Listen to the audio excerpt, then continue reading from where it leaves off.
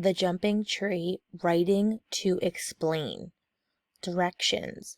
Using the text evidence from the previous slide on slide 4, you are going to write a paragraph that explains one of your inferences and the text evidence and prior knowledge that supports it.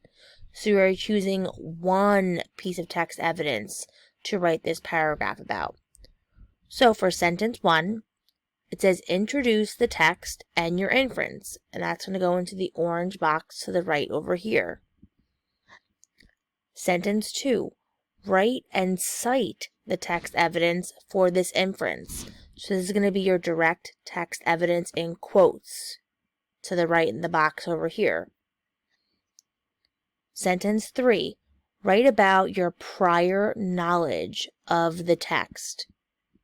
And that's going to go into the box to the right over here. Sentence 4, write about how the evidence and your prior knowledge work together.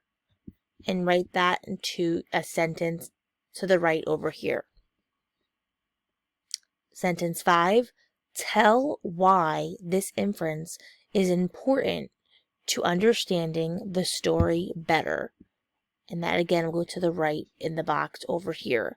And this will help you develop your one paragraph response.